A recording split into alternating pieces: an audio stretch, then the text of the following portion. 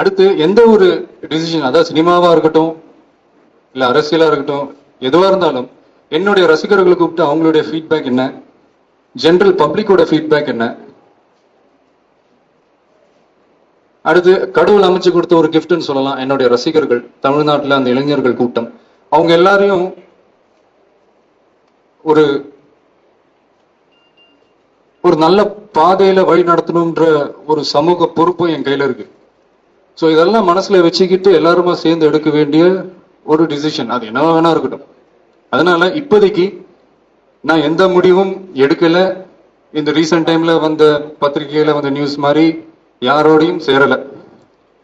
அது உங்ககிட்ட நான் தெளிவா சொல்லணுன்றதுக்காக தான். இன் ஃபியூச்சர் எனக்கு சும்மா மைண்ட்ல இருக்கிற சில விஷயங்கள் ஓப்பனா உங்ககிட்ட ஷேர் பண்ணிக்கிறேன். இது எப்போ நடக்கும் ஏதுலாம் எனக்கு தெரியாது, சும்மா ஒரு உங்ககிட்ட ஷேர் பண்ணிக்கணும்னு ஆசைப்படுறேன். இன் ஃபியூச்சர்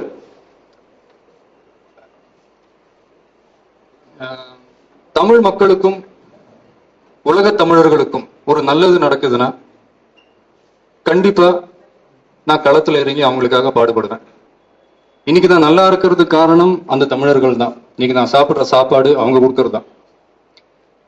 இன் ஃபியூச்சர் எந்த ஒரு அரசு தமிழ் மக்களுக்கும் நம்ம தமிழ்நாட்டுக்கும் உலக தமிழர்களுக்கும் எந்த ஒரு அரசு நன்மை செய்யறாங்களோ அவங்களோட நானும் எனது சக்தியும் கை கோர்ப்புறதை பத்தி பின்னாடி யோசிப்போம்.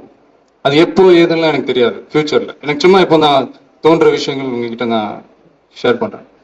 சைமல்டேனியஸா நம்மளோட மக்கள் இயக்கத்தை நம்ம ஸ்ட்ராங் பண்ணுவோம்.